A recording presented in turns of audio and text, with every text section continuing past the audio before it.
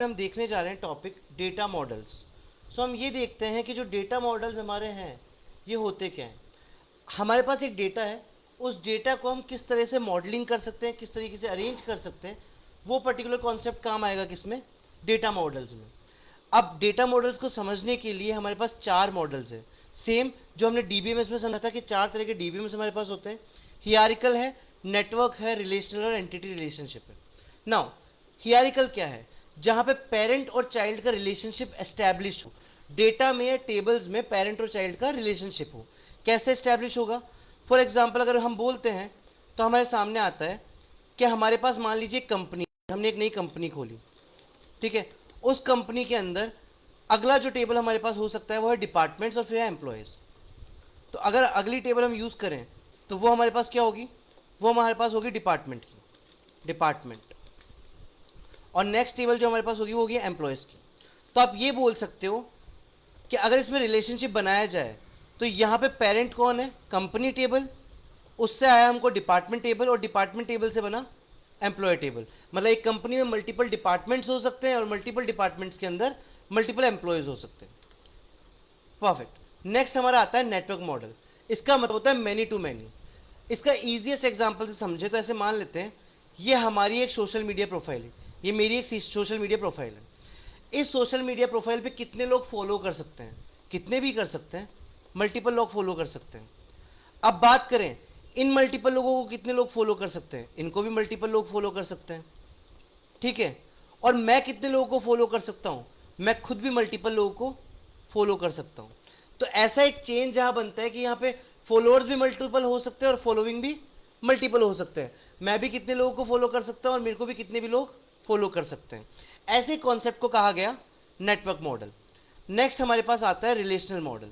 Simple, आप एक Excel sheet देख लो या एक टेबल देख लीजिए, एक ऐसी टेबल जिसमें रोज एंड कॉलम्स प्रेजेंट है उसको कहा जा सकता है रिलेशनल मॉडल। मतलब अगर टेबल फॉर्मेट में डेटा को रखा जाए तो वो होगा आपका रिलेशनल मॉडल। नेक्स्ट आपके पास आता है एंटिटी रिलेशनशिप मॉडल, जहां पे डेटा को दिखाने के लिए, ये डेटा का स्ट्रक्चर दिखाने के लिए एक डायग्राम बनाया जाए, जैसे कि मैंने सिखाया था ईआर डायग्राम में, वैसा एक डायग्राम बनाया जाए तो इसको आप कह सकते हैं entity relationship model. Next topic जो हमारे पास आता है हम उसको कहते हैं व्यूज। अब ये देखते हैं व्यूज क्या होते हैं। जब भी मैं क्या करता हूं, मेरे पास एक टेबल है, मान लीजिए मेरे पास एक टेबल है, तो मैंने टेबल का नाम रखा है स्टूडेंट, ठीक है। अब यहां पे मेरे को किसी स्टूडेंट की फीस निकालनी है, तो यहां पे एक कॉलम है फीस का, एक कॉलम है रो का और एक कॉलम है नेम का। मुझे किसी एक बच्चे की फीस निकालनी है, पता करनी है। तो क्या होता है, इस पर्टिकुलर काम को करने के लिए मैं क्वेरी चलाता हूं। क्वेरी कैसे चलती है? सेलेक्ट स्टार फ्रॉम टेबल का नाम स्टूडेंट, जहां पे वेयर, अब मैं चाहूं तो बच्चे के नाम से फिल्टर कर सकता हूं फीस या रोल नंबर से। मेरे पास रोल नंबर है, मुझे रोल नंबर पता है, तो मुझे बता दो उस बच्चे की फीस जिसका रोल नंबर 10 है। परफेक्ट। अब क्या होगा ना, जब मैं इस क्वेरी को रन करूंगा तो मेरे सामने एक आंसर आ जाएगा, मान लीजिए उसकी फीस 5000 है, फीस आ गई। जैसे मैं दूसरी क्वेरी चलाऊंगा, इस क्वेरी का आंसर जो है वो वैनिश हो जाएगा, वो आंसर दोबारा नहीं दिखेगा। अगर मुझे दोबारा ये आंसर देखना है तो मुझे क्या करना पड़ेगा?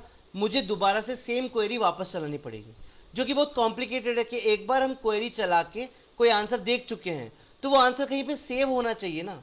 तो इसलिए बनाया गया हमारा टॉपिक जिसका नाम है व्यूज।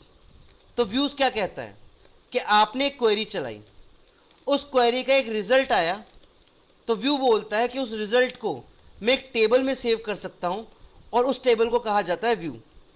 क्या कहा जाता है? व्यू। तो हम डेफिनेशन समझे व्यूज क्या है।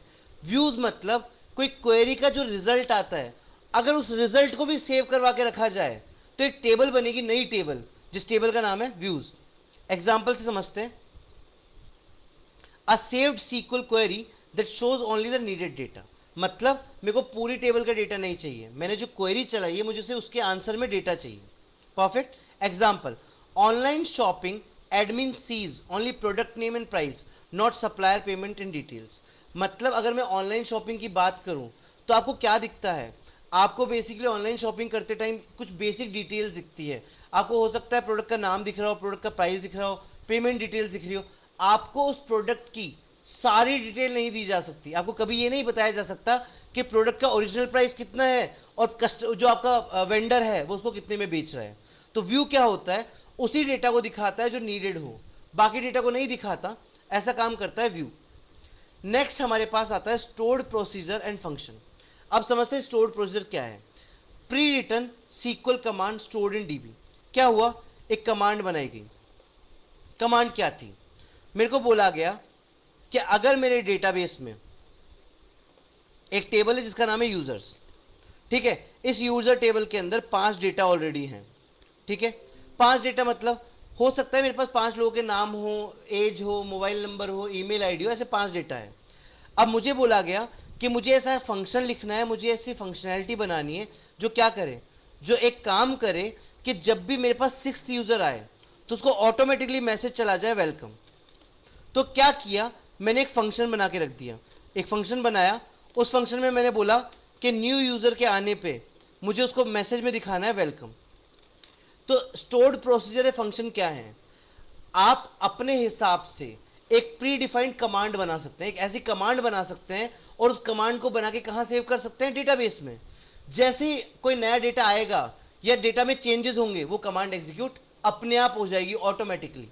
जैसे क्या होता है, आप कहीं पे भी जाके किसी पोर्टल पे जाके अपना रजिस्ट्रेशन करते हैं तो आपको ओटीपी आ जाता है ऑटोमेटिकली। कुछ वैसे फंक्शनैलिटी को हम बोलते हैं stored procedure and functions. Functions क्या है, like a calculator always gives a result. मतलब मैंने मल्टीपल वैल्यूज डाली तो उसने मेरे को ऐड करके दे दिया, मैंने डिवाइड करने की कोशिश की तो मेरे को डिवाइड करके दे दी। तो स्टोर्ड प्रोसीजर फंक्शन सेम सी चीज है। कैसे काम करती है, आप इनको बना के रख दो, जब नया डेटा आएगा या नया अपडेट आएगा ये ऑटोमेटिकली आपको नोटिफिकेशन या मैसेज दे देंगे। नेक्स्ट आपके पास आता है ट्रिगर्स। ट्रिगर्स क्या है, dB does something automatically when an event happens. For example, bank sends SMS immediately when money is withdrawn. Instagram sends a notification when you get a new follower. तो क्या होता है, इस प्रोसेस को समझने की कोशिश करना। ये जो हमारे प्री स्टोर्ड प्रोसीजर्स हैं, ये फंक्शंस हैं, ये कैसे काम करते हैं। फॉर एग्जाम्पल मान लेते हैं यहाँ पे हमारा डेटाबेस है, सही। यहाँ पे हमने एक नई फंक्शनैलिटी बनाई, उस फंक्शनैलिटी को हमने नाम दे दिया, मान लेते हैं ये हमारा स्टोर्ड प्रोसीजर है। स्टोर्ड प्रोसीजर क्या है, एक प्रोसीजर या एक फॉर्मूला या एक कॉन्सेप्ट या एक लॉजिक हमने बना के डेटाबेस के पास स्टोर करवा दिया है। और फिर रोल में आता है ट्रिगर। क्या रोल में आता है, ट्रिगर। अब कैसे काम होगा, ये जो डेटाबेस है आपका, इसमें ऑलरेडी आपकी जो ये कमांड है स्टोर्ड प्रोसीजर स्टोर्ड है, पर ये अपने आप नहीं चल सकती, इसके पास वो कैपेबिलिटी नहीं है कि अपने आप ट्रिगर हो जाए। तो क्या होता है, डेटाबेस में स्टोर्ड होती है। मेरे पास क्या हुआ, यहाँ पे एक नया डेटा आया, एक न्यू यूजर अराइव हुआ, तो हुआ क्या, डेटाबेस ने डिटेक्ट किया कि एक नया यूजर आया। वो नया यूजर आते ही उसने भेजा किसके पास, ट्रिगर के पास। और ट्रिगर ने बोला कि मैं इस स्टोर्ड प्रोसीजर को, इस फंक्शनैलिटी को चला दूंगा।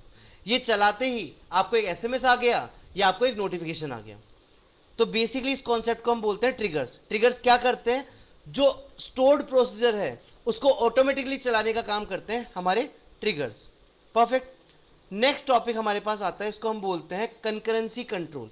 क्या होता है, many people use dB at the same time. समस्या क्या है कंकरेंसी कंट्रोल की, एक प्रॉब्लम आती है कि मान लेते हैं, हम यहाँ पे अज्यूम करते हैं कि हमारे पास एक डेटाबेस है, ये हमारा डेटाबेस है। अब इस डेटाबेस को क्या है ना, एक ही टाइम पे मल्टीपल यूजर चला रहे हैं, ठीक है। तो हमारे पास मान लेते हैं एक यूजर 1 आ रहा है यहाँ पे, एक यूजर 2 है, एक यूजर 3 है, ठीक है। इसको हम 1 नाम दे देते हैं, इसको 2 दे देते हैं, इसको 3 देते हैं। आपको एक कॉन्सेप्ट बताया था मैंने ट्रांजेक्शन का, उस टाइम क्या हो रहा था, आप जब भी इस डेटाबेस से एक ट्रांजेक्शन करेंगे, मान लीजिए यूजर 1 जो है ये यहाँ पे एक नया डेटा डालने की कोशिश कर रहा है, परफेक्ट। यूजर 2 भी सेम टाइम पे नया डेटा डालने की कोशिश कर रहा है और यूजर 3 भी सेम टाइम पे नया डेटा डालने की कोशिश करता है। तो क्या होगा, काम होगा ही नहीं। क्यों नहीं होगा, मैंने आपको क्या बोला था, ट्रांजेक्शन क्या बोलता है, ट्रांजेक्शन थ्योरी या फिर हमारी एसिड प्रॉपर्टी क्या बोलती है, वो बोलती है कि डेटाबेस में एक काम करवा दो और करवा के कमिट नाम की कमांड को कॉल कर दो। मतलब पहले एक बंदा अपना काम पूरा करेगा, फिर दूसरा बंदा अपना काम पूरा करेगा, फिर तीसरा बंदा अपना काम कर सकता है। अगर तीनों बंदे एक ही साथ काम करेंगे तो बन जाएगा डेडलॉक। तो प्रॉब्लम समझी कि जब एक ही डेटाबेस पे मल्टीपल यूजर काम करते हैं तो क्या बनता है डेडलॉक। डेडलॉक क्या है, two people trying to enter two different lock doors but each has the other key. मतलब एक टाइम पे एक दरवाजे को दो लोग खोलने की कोशिश कर रहे हैं, लेकिन चाबी तो एक ही लॉक में लगेगी, तो पहले एक को ट्राई करना पड़ेगा फिर दूसरे को ट्राई करना पड़ेगा। ऐसी कंडीशन में जब हमारे पास यूजर मल्टीपल हो और इस्तेमाल करने वाली चीज एक ही हो तो बन जाता है डेडलॉक। इस डेडलॉक की वजह से क्या होता है, डेडलॉक की वजह से पहली प्रॉब्लम होती है उसको बोलते हैं लॉस्ट अपडेट। मतलब अगर मान लीजिए पहला इंसान डेटा इंसर्ट करने की कोशिश कर रहा है, उसके पहले अगर दूसरे इंसान ने डेटा इंसर्ट कर दिया तो पहले वाले का काम नहीं हो पाएगा, ये अपडेट लॉस हो गई है। Next, dirty read. मान लीजिए डर्टी रीड क्या है, पहला यूजर बोल रहा है कि मेरे को देखना है डेटाबेस में कितना डेटा पड़ा है, डेटाबेस में 5 डेटा था, और उतनी ही देर में क्या हुआ, दूसरे इंसान ने डेटा डालने की कोशिश करी, तो वापस से डेडलॉक बन जाएगा। हो सकता है इसमें 5 डेटा हो पर ये डेटा इंसर्ट होने पर कितने हो जाएंगे, 6। इस केस में पहले यूजर को कंफ्यूजन है कि 5 दिखेंगे या 6 दिखेंगे, इसको बोलते हैं डर्टी रीड। इस पर्टिकुलर प्रॉब्लम को बोलते हैं concurrency control. So I hope आपको समझ में आएगा। Thank you so much for this lecture.